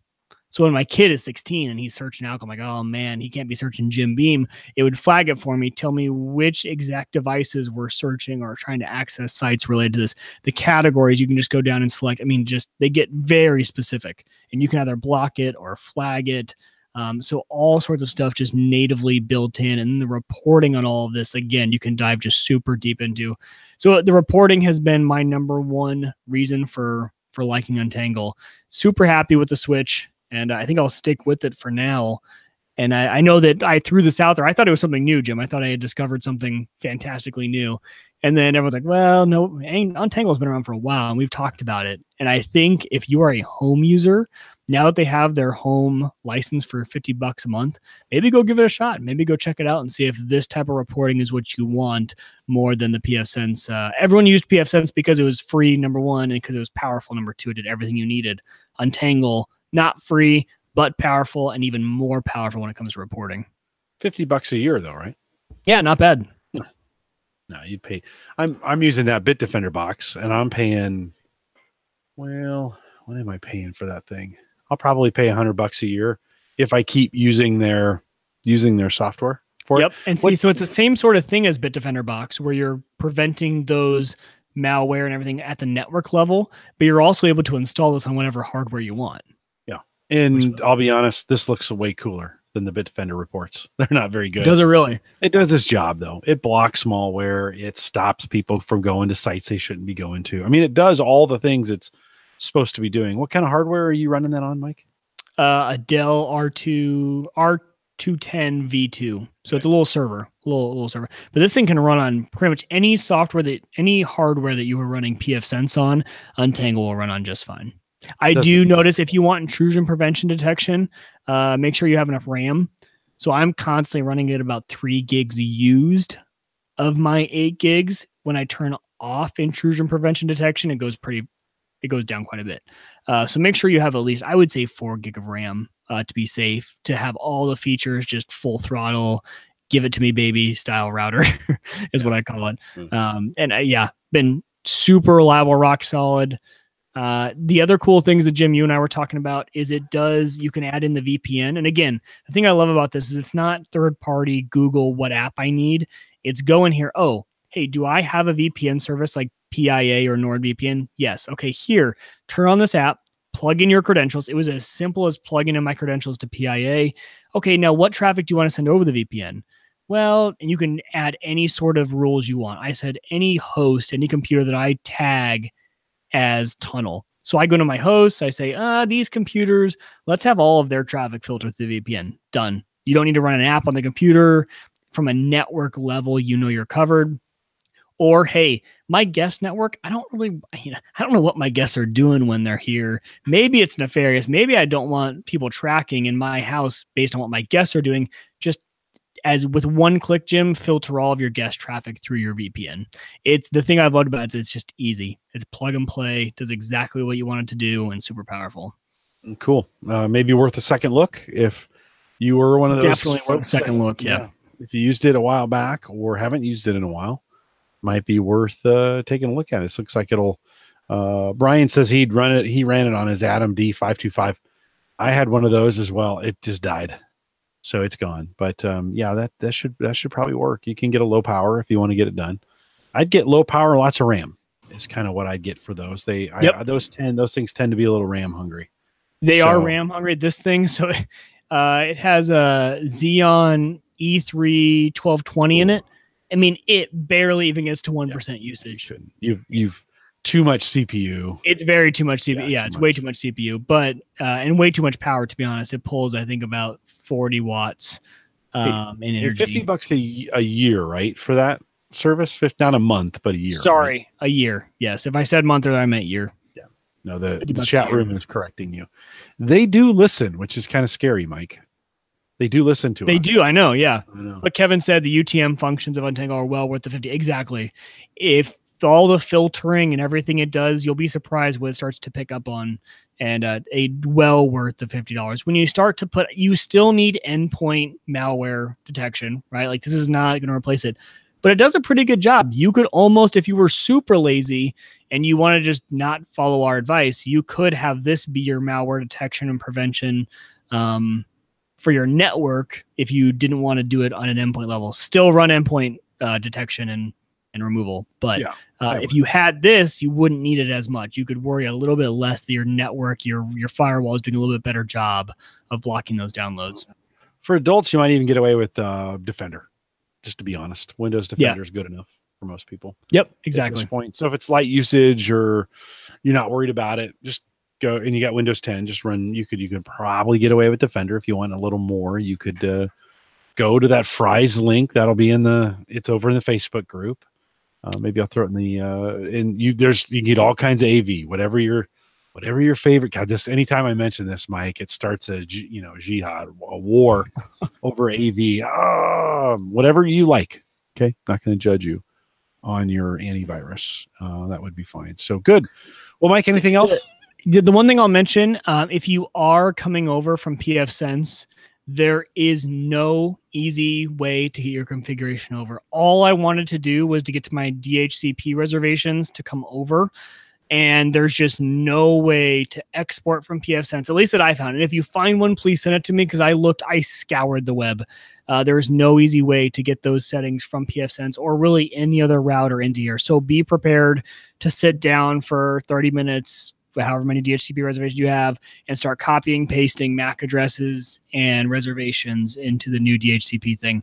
And it does run a little bit differently than pfSense when you think about that. So there's a few changes, but it does everything great. Does all my VLANs like you guys saw when I shared with you. I have 4 VLANs that I run.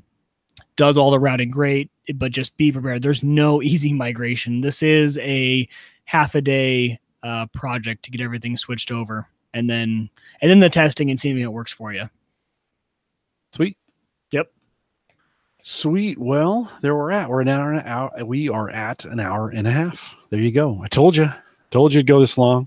This is just what we do. Thanks for hanging out this long. If you made it this far, you know what? There's like guys in the chat that have made it this far and they're listening live. 1, we'd love to have you join us live. 2, if you can't, thanks for listening to the podcast version of it. We're gonna do a post-show crypto. This may be the week where we talk about crypto without talking about crypto. So if you, it's going to relate to some other things, some other server things. We're going to talk a little bit about drive pool, stable bit drive pool and such. You might want to head over there. Head over to Patreon, theaverageguy.tv/Patreon. They're free. You can just listen to them. If you want to subscribe, support the show while you're over there, you can do that just as well. But that'll be in the post show here in just a few minutes. Let me kind of bring this thing in for a landing. Just a couple reminders. 1, if you want to email me, if you got information you want to send in, comments about the show, whatever, send me an email. Jim@theaverageguy.tv will get you there. I mentioned the Patreon link. If you want to go out there, theaverageguy.tv/support will get you there as well. We would love to. I don't know why I have email in here twice. I'm going to need to change that. Track me down on Twitter. And holy cow, Twitter was super active during the show tonight. You want to find me on Twitter at Jay Carlson. Having trouble talking to Mike. And I haven't even had, I've been slowly drinking. It's not beer related. I think it's the cold meds. I'm not going to lie. Has to be. They are kind of knocking me out. I took a few before we got started, trying to knock down this sinus stuff that I got going on. And it's crushing me right now. And then, of course, as I'm trying to end things here, my family is blowing up in Facebook Messenger. That is always fun when that happens as well. Don't forget theaverageguy.tv web and media hosting, both powered by Maple Grove Partners. Get secure, reliable, high-speed hosting from people that you know and you trust. And of course, that's Christian. For more information and for plans that start as little as $10 a month, maplegrovepartners.com. And I guess I could probably slow down just a smidge. I feel like I'm having to push out every single word right now. I don't know why that is, but maybe it's just a carryover from the cold. Don't forget, you can listen to the Home Gadget Geeks. You can listen to us and stream it anytime you want, Android and iPhone. Head out to homegadgetgeeks.com. It's there. Then one last reminder, the new swag store will be in effect here. It's not ready just yet, but if you go to theaverageguy.tv/swag, that's SWAG, swag, that'll be where Addie's going to do we're going to do some long sleeve shirts. We're going to do some hoodies. A coffee mug might even show up. She's working on the 2019 logo. And when that's available, it's going to go to theaverageguy.tv/swag. You might just want to bookmark that right now. Get it done. And we'd love to have you do that as well. We are live every Thursday, 8 p.m. Central, 9 Eastern, out here at theaverageguy.tv/live. If you're super hungry, I can still get you a code for HelloFresh. Love to have you come out and join me out there. I skipped this week, Mike. We had family in town. It was Christmas. Didn't need it. Skip it. Absolutely no guilt skipping. They don't even send me an email like, hey, are you sure you want to skip? They're like, yes, somebody skipped. Good job. So I know some of the other ones, Blue Apron, would give you this major guilt trip if you tried to skip on them. And HelloFresh just does not do that at all. So let me know. Send me an email, jim@theaverageguy.tv, and I'll get you a code and we'll get you in. We are live every Thursday, 8 p.m. Central, 9 Eastern, out here at theaverageguy.tv live. Stay around for some post-show crypto. And with that, we'll say goodnight, everybody. All right, if you made it this far, congratulations. You made it to Patreon. Mike, I honestly think there's about 5 people who make it to Patreon. Maybe it's too hard. I don't know. But John, why are you dropping now, dude? Like we're just getting to the spot where this is your wheelhouse, my friend. John Biggs is like, I'm out. I'm like, we just started the crypto show. He's the one that reminds me every week if I forget to upload the crypto show. He's like, dude, where's the crypto show? That's why he's waiting. He wants it to be a surprise. He's like, oh, Then I'll he download bails. this later. Literally, the second I start the show, he bails. He needs something to listen to in his car, on a drive. But he's here live. I don't get it, Mike. Yeah. I just don't get it. I don't understand. All right, that's okay. Couple things. Let me flip over to the back to the show notes so we can get this. Okay. So I've been optimizing my burst platform here. I got like 8,000 drives I'm trying to keep track of. And they have these what they call round times, which is how fast they're read. And you're always trying to get them there the fastest, right? And I was having some problems, and I had a drive that kept dropping, and so I moved it to another box, and that kind of caused the whole upset apple cart. Is that what they call it? An upset apple cart? I think that's what they call it. So I just started moving things around. So I got everything stable, and then I was watching the big PC, and 2 drives just disappear. And I'm like, okay, first of all, I'm never staring at my PC when that happens. I've never seen it happen live. No, I was like, huh? Did those just go away? And these were USB connected devices? Okay, so they were connected via a docking port. So I had moved some into this too. Best Buy special, it was like $20 on sale or whatever at Best Buy. So I did everything I could to troubleshoot this thing. I literally think I burned it out. Like it's no worky anymore. Lights don't come on, drives, nothing. It's dead. It's just no worky. It's no worky. And so one bit of I'm not sure, I guess you really got to check. These things may not be as robust as we think. Like I was running drives 24/7. They wouldn't spin all the time, but they got pretty warm in there. And I don't think they're spinning down very often. So I think they're running all the time. And you get what you pay for. So this is dead. So if you're using these docks, they're probably really intended for that occasional 5-hour copy paste where you're moving something over or replicating it, that kind of deal. Or they sit next to the desk. They never really fire up. They're for long-term storage, right? Yeah, you got like pencils. You got like pens in them and screwdrivers. Coming out of the hey. It's your wallet holder. You stick your phone holder. Actually, you stick your phone there and holds it up perfectly. That's such a great idea. You got to watch the video for this. This is where you want to watch the video. That makes a perfect iPhone phone and wallet holder. That's what I'm going to use it for now. Yeah, it's on my desk. So you might want to. That was one of those kinds of things. I probably shouldn't have been using that. I've got one 4-bay right now that I'm using that way. I'm just waiting for that thing to fail. It probably will fail. So that got me thinking. It's like, okay, how do I monitor these hard drives in real time? How can I get, if one of them drops offline, or because on one I have 11 and on another I have 5.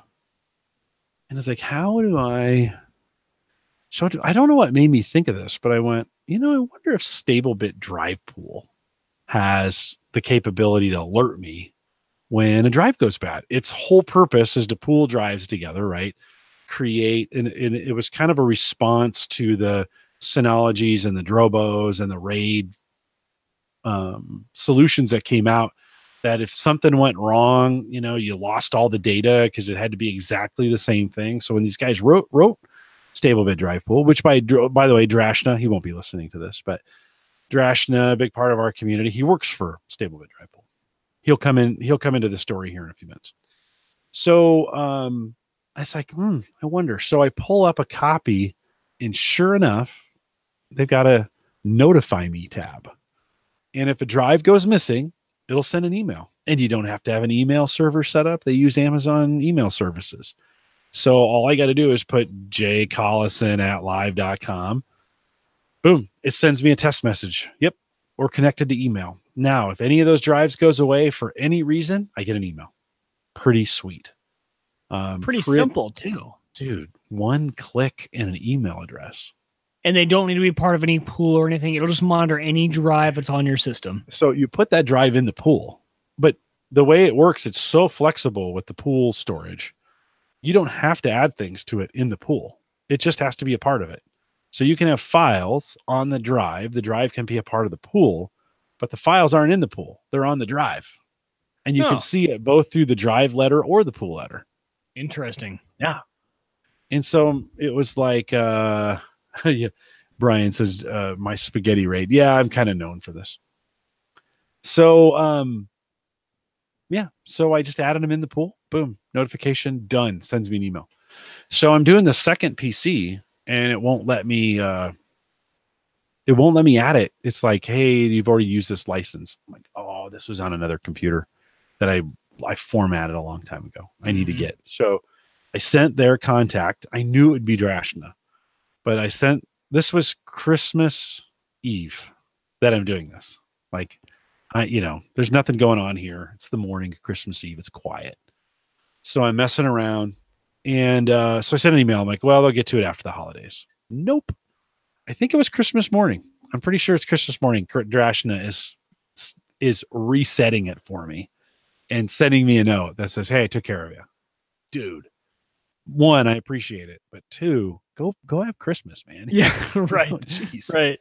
You don't need to be resetting my thing on Christmas morning, man.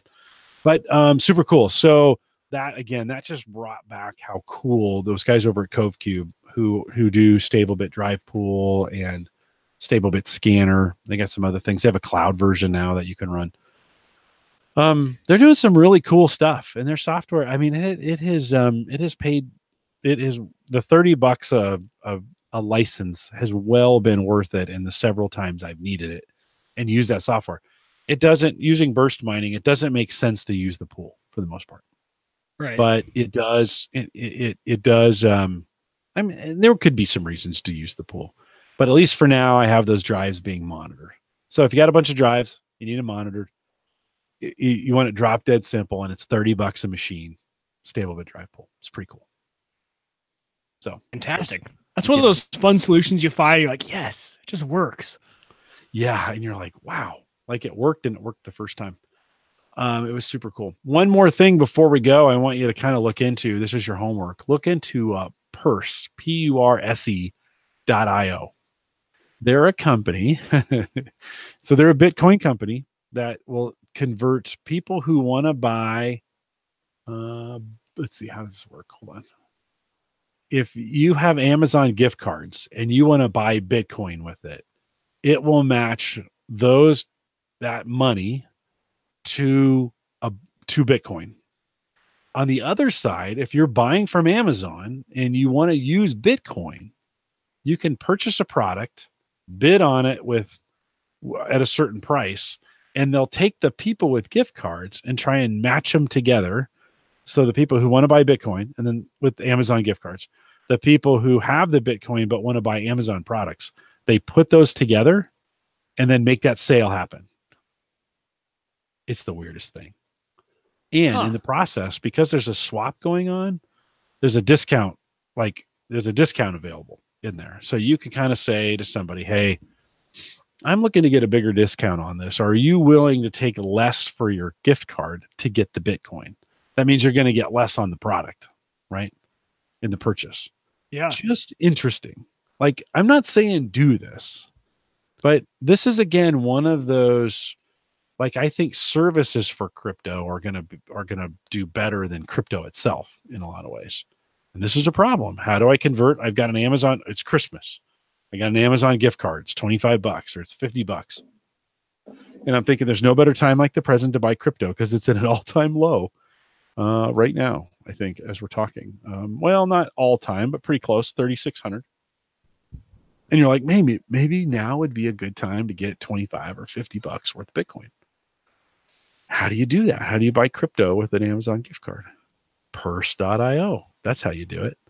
So we'll see if this works. I think these guys will get run out, but this was an interesting, here, I'll put this in the chat room too. So you guys can kind of see this.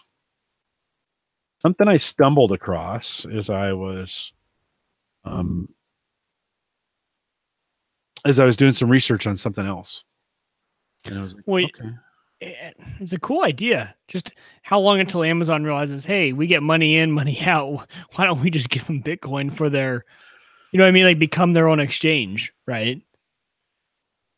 Dude, do you know if Amazon actually jumped in on this thing?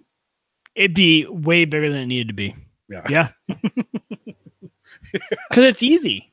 It's there, right? Yeah. Like everyone has an Amazon account. No one had a Coinbase account. And they had to create one. It was effort to go get your dollars, I think. But this is what you were just saying. It's easy in, easy out. We're like, how easy is it for me to get crypto from a US dollar? Well, a little bit easier with services like this. Well, and I've got Amazon gift cards, which have gotten really popular also by thieves. But I'm just saying there's a little bit of an underworld. There is, yes. Yeah. But, you know, you have an abundance of crypto and you want to buy something on Amazon, not possible. You've got a bunch of Amazon gift cards and you want to buy crypto, not possible, except the here. And, you know, you're going to pay a little bit on either end, but not that this is great, just interesting. Like, interesting. And isn't it interesting that, you know, cryptocurrency got its bad rap for being the currency of choice, the easy way to transact for the underground? Also, is Amazon and Target gift cards like Amazon? You can buy so many things at Amazon. It is essentially its own currency. It is. Like if I get credits on Amazon, I can pretty much buy anything: groceries, items, books, whatever you want. You can buy at Amazon. And so they've used it. That's how things become a currency, is because they become tradable for absolutely anything, right? That's why cryptocurrency was great. You can get in, get out, but now Amazon gift cards could be its own form of currency, because you can pretty much buy anything with an Amazon gift card. No, you're right. It is. It's a little. So I'm like, wait, what's more useful? Maybe my Amazon gift card's more useful than cryptocurrency. Who knows? What if people started buying and selling Amazon gift cards? Right? What if that was its own? Maybe can I mine buying Amazon gift cards? Maybe if they run them on the blockchain, do they need people to mine that? Interesting. Yeah. Well, it's Tony just put a good picture of me on the Twitter. If you're not follow, he liked my no worky comment from the no worky. That's what I like too. It just I think the phrase though is it no worky. That's, you have to put it in front of it. It no worky. But that's great. That's a good, super good picture of me looking off to the side like I do. Little hesitation. Little hesitation. So that's the week in crypto, Mike. That is the week. Oh, and I am on a record. I am on a blazing record-setting pace on Burst right now. Why is that? It's not even Friday. I don't know. Well, I optimized all these drives. Like I got them all working. It worky now. The opposite of it, no worky. It worky. It worky. I think I was having some drives that were just going offline and I wasn't monitoring them. And so I wasn't getting my full capacity all the time. And so now that I've got things stable, now that I'm monitoring it, I've got, crash. If we haven't talked about this before, I think we have. I'm using this little application called Restart on Crash, which is great. You just say, hey, monitor this executable. If it stops working, restart it. Super easy, super cool. It'll pop up a little warning saying it's restarted something, so you know something's not working for you. So I went through and cleaned up all of the PCs that are running this and got the drives working and are now monitoring the drives. So it's amazing when you get everything working, that actually does pretty well. Yeah. Who would have thought? But you had this running and with way more capacity. Has difficulty gone down? Are miners getting out? Well, like from back in your heyday? Oh, I'm only including the present, or I came down to about 65 terabytes. Okay. I'm only counting that. No, there were some really good weeks. So you're in your good weeks for your capacity. Yeah, you're for the 65 terabytes of capacity. Yeah. But I'm constantly seeing the effective capacity go well over that. So like right now it's at 74 terabytes, which means I am maximizing the effectiveness of the plots that I have. And So it has just been good. Like it has been like doing what it should be doing. I feel like I've tuned the race car correctly, and now it's like it's doing its thing. Sweet sounding Lambo now. And the VLP pool just won one. I'm seeing here, which is the pool we're in. See, Jim, this is what I miss about mining. I miss watching the lottery style. We just won 2 in a row. Boom. Nice. And so, typically I do just under 500 in a week, 500 burst. I'm at 520 and it's only Thursday and it won't reset until tomorrow afternoon. So like I still have another 24 hours. This could be a 600. I don't think I've done a 600 coin week since I've dropped all the way down. Yeah, when I was doing when I had more of that, I was doing 1,000, 1,100, 1,200 burst in a month. So it's unfair to compare those days to these. Right. So burst's been really good. It has been, it's been really cool. So good stuff. I'm not sure I can talk too much longer. So I think we'll end it with this. Like I said, it feels like I am laboring. Every word is a lot to get out. I haven't slept well this week, and it's vacation and you think it should be sleeping well. No, apparently when you drink a lot of alcohol, it doesn't work well for your I gotta slow down. Schedule. I gotta slow down. I'm having too much fun. Turning 50 was. You got to celebrate your 50 year, right? You have the rest of your 50s to slow down. About 4 months left of 50. And then I got to get responsible. I do. No, you got 51 to 59 to do that. Oh, it's the whole decade? Yeah, it's the whole decade. It's all in one, like the 50s, right? Just consider them your 50s. Well, for the first half of my 50s, I really enjoyed it. Second half, I got my shit in gear, Oh, God. My face actually hurts. So you partied too hard. It has been, I got to stop. Man, it's just too much fun. Just too much fun. So life, you turn 50 and you're like, I'm not getting any younger. I might as well enjoy it now. You've been saving up for this. You got plenty of disposable income, hopefully. And you start thinking like, well, shit. Well, I should probably tie a few on. Yeah. Especially when in your 20s, you were all conservative and you didn't drink at all. And, you were my 20s and 30s. So I don't get to enjoy my 50s because that was not my 20s. See, you've already expended all of that. Yeah. I got I've been saving up for it. Like some people saved for retirement. I saved for my 50s. I was like, okay, nah, I don't want that beer. I'm going to drink it when I'm 50. That's rough. If you're joining us live, thanks for coming out. We'll be back next Thursday. Paul Braren is back on next Thursday. So we got Paul in here.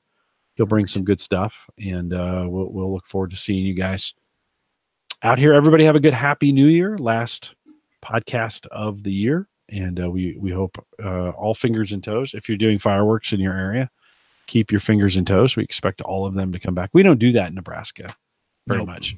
They're doing a big downtown. They're doing a big fireworks thing. It's going to be cold as hell. Yeah. Dude, like I said, Christmas Eve, it was 45 degrees. The deck was dry. We turned on the deck heater. It was great. Today, wind chill was below zero. No. And then it was raining this morning. And then that cold came in. Literally, the deck is just a sheet of ice. Yeah. So was my door when I left work. I tried to leave work and my door to my car was like, I had to yank super hard to get that thing out. Kind of day where the moisture gets in and then it flash freezes. Yep. It was super cool. If you're joining us live, thanks for joining us. We'll see you next time. And those listening on Spreaker, thanks for hanging out for 2 hours. We'll see you guys.